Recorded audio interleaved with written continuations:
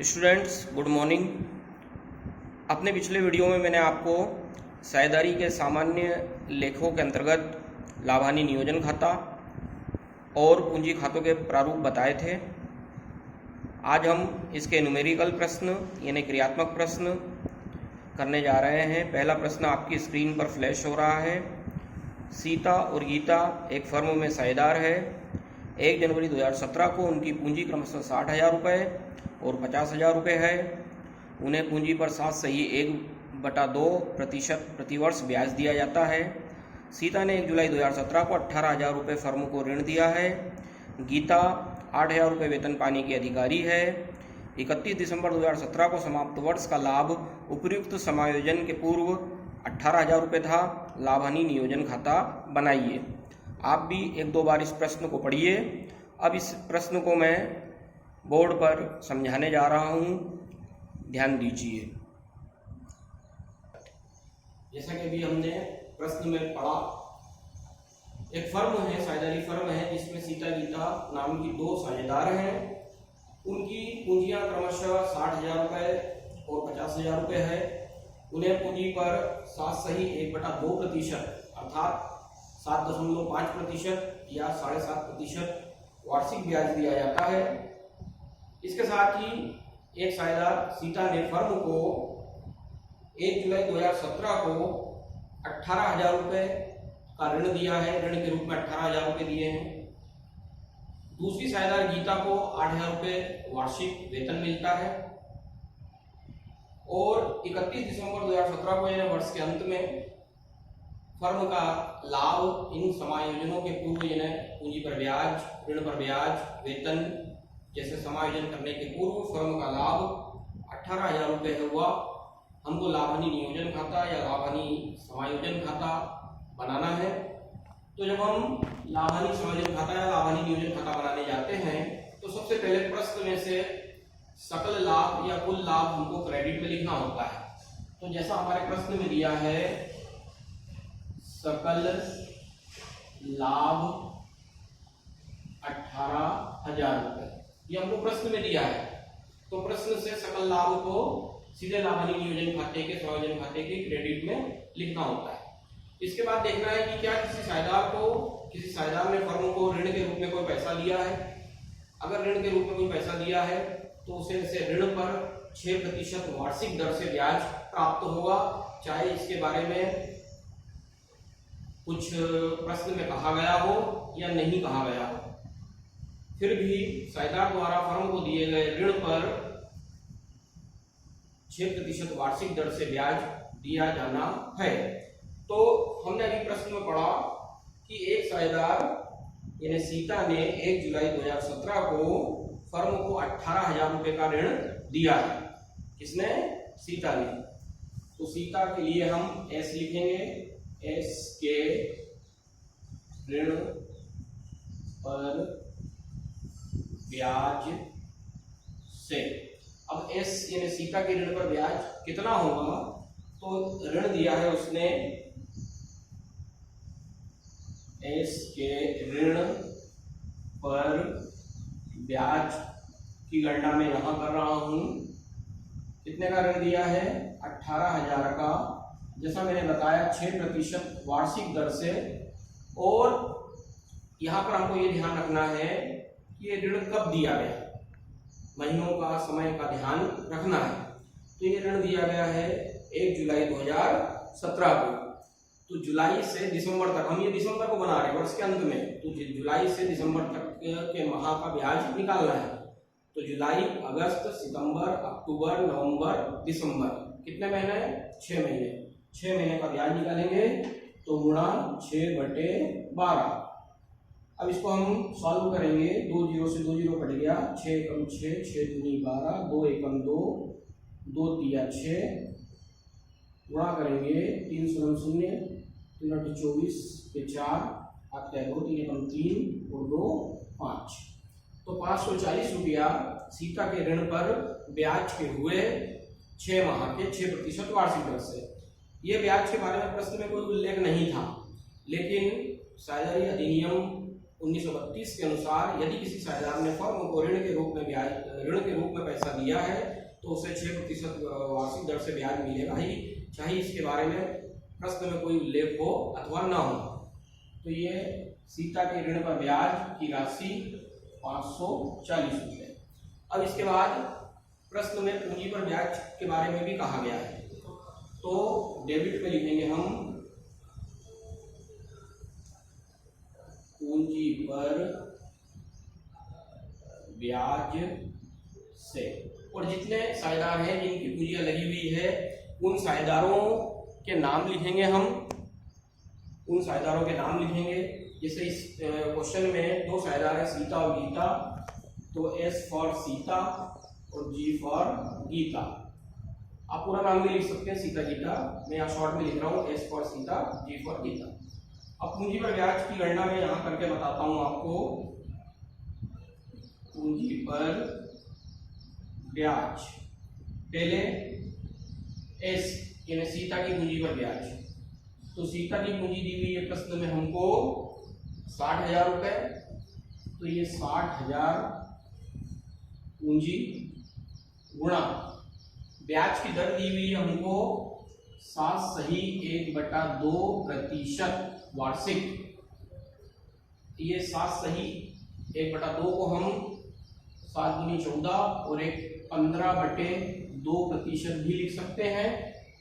और अगर इसको भी और हम सॉल्व करेंगे तो ये हो जाएगा 7.5%।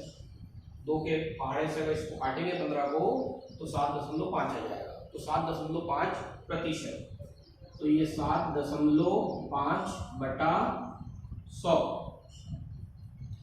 अब इस इक्वेशन को हम हल करेंगे तो 2 जीरो से 2 जीरो कट गया और उसके बाद गुणा कर देंगे 600 में 7.5 का, तो गुणा करने पर आएगा ये 0 0 6 30 0 हाथ क्या है 3 6 7 42 और 3 45 और एक अंक के बाद दशमलव है तो यहाँ दशमलव आ जाएगा, तो 4500 रुपये 4,500 रुपये। तो सीता की पूंजी पर ब्याज 4,500। इसी प्रकार गीता की पूंजी पर ब्याज निकालेंगे, तो गीता की पूंजी दी हुई है आपको 50,000 रुपया। 50,000 गुणा 7.5/100, 2 जीरो से 2 जीरो कट जाएगा, गुणा करने पर 0 0 25 के 5 हाथ क्या है 2 5 7 35 और 2 37, एक अंक के बाद दशमलव, ये 3,750। तो ये 3,750 ये होगा दोनों की पूंजी पर ब्याज। पूंजी पर ब्याज को जोड़ के हम राशि के कॉलम में लिखेंगे 8,250, ये दोनों की पूंजी पर ब्याज हो गया। अब प्रश्न में हमको दिया है कि गीता को 8,000 रुपए वार्षिक वेतन भी मिलता है, तो वेतन भी डेबिट साइड आ जाएगा। वेतन खाते से जिसे मिलता है उसका नाम लिख देंगे ब्रैकेट में गीता। वार्षिक वेतन दिया हुआ है तो डायरेक्ट लिख देंगे, अगर मासिक वेतन हो तो उसे जोड़कर 12 से गुणा करके लिखते हैं, वार्षिक वेतन निकाल के लिखते हैं।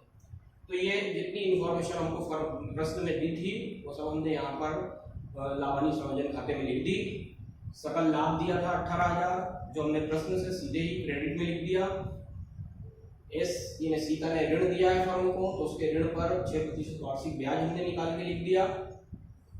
उसके बाद पूंजी पर ब्याज के भविष्य में कहा गया था, तो सीता और गीता की पूंजी पर ब्याज हमने निकाला और उसे लिखा, और गीता को वेतन दिया जाता है तो उसका वेतन लिखा। जितनी इंफॉर्मेशन प्रश्न में दी हो उतना लिखना है। कमीशन के बारे में कुछ नहीं कहा गया तो हमने कमीशन डेबिट में नहीं लिखा। आहरण पर ब्याज के बारे में कुछ नहीं कहा गया तो हमने आहरण पर ब्याज क्रेडिट में नहीं लिखा। तो जैसा प्रारूप में मैंने आपको काफ़ी चीज़ें लिखवाई थी, लेकिन सबकी सब चीज़ें प्रश्न में हो ऐसा संभव, ऐसा कोई जरूरी नहीं है। तो जो जो चीज़ें हमको दी गई हो उनसे हम लाभानी निवेदन खाता बनाते हैं। अब इसके बाद हमको डिफरेंस निकालना है, मतलब क्रेडिट और डेबिट का अंतर निकालना है।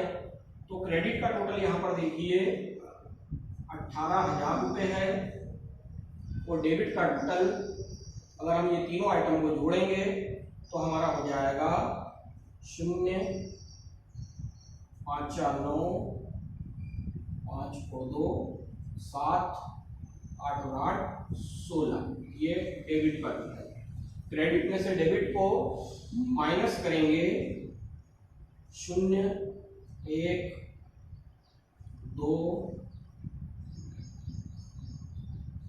1210 रुपया, 1210, 1210 इनका अंतर आया।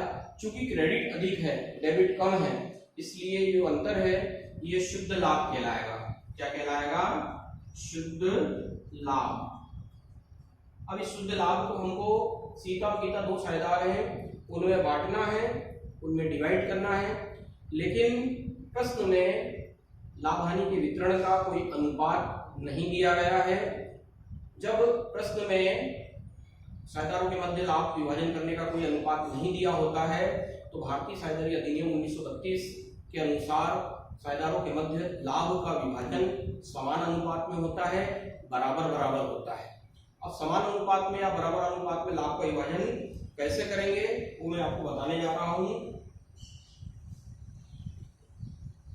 तो यहाँ हम देखेंगे कितने पार्टनर हैं, सीता और गीता, दो साझेदार।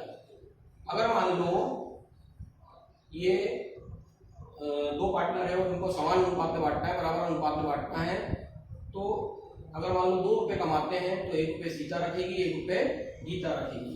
यानी 1:1। 2 रुपये कमाया तो 1 रुपया सीता को मिलेगा, 1 रुपया गीता को मिलेगा। अब 1 और 1 2, ये कितना कमाया था? 2 रुपये। तो 1/2, 1/2 ये इनके बीच में लाभ विभाजन अनुपात हो जाएगा। अब हमें जो हमारा शुद्ध लाभ निकला है इसे इन दोनों के बीच में बांटना है इस अनुपात में, समान अनुपात में, बराबर अनुपात में। अगर 2 पार्टनर हो तो समान अनुपात 1/2, 1/2 होता है। अगर 3 पार्टनर्स हो तो समान अनुपात 1/3, 1/3, 1/3 होता है।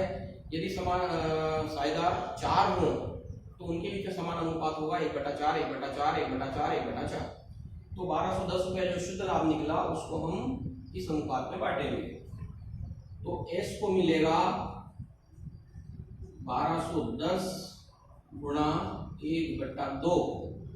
2 से इसको कैंसिल करेंगे, काटेंगे तो 2 × 12, भागनी 18 0, 2 × 5 10, 605 रुपए S को मिलेंगे। तो इसी प्रकार गीता को भी 1210 का 1/2 यानी 605 रुपए मिलेंगे। अब इस शुद्ध लाभ को पूंजी खाते में ट्रांसफर किया जाता है, हस्तांतरित किया जाता है। तो पूंजी खाते में हस्तांतरित करेंगे, पूंजी खाते से। 2 पार्टनर हैं S और G। S को मिला 605, G को मिलेगा 605, कुल मिला के 1210 रुपये। ये आपका यहाँ पर प्रश्न सॉल्व हो गया। दोनों साइड का टोटल लगा देंगे, 18,000 क्रेडिट में भी और डेबिट में भी 0,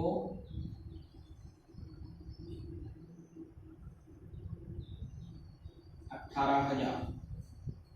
तो देखा आपने लाभ हानि नियोजन खाता बनाना, लाभ हानि समायोजन खाता बनाना। इस प्रकार से आगे आने वाले वीडियो में भी मैं आपको लाभ हानि नियोजन खाता बनाना बताऊंगा, अलग अलग दशाओं में, अलग अलग कंडीशंस में। और उसके बाद साझेदारों के पूंजी खाते दोनों पद्धतियों से, स्थायी पूंजी पद्धति से भी और परिवर्तनशील पूंजी पद्धति से भी। तो मिलते हैं मेरे अगले वीडियो में। थैंक यू, धन्यवाद।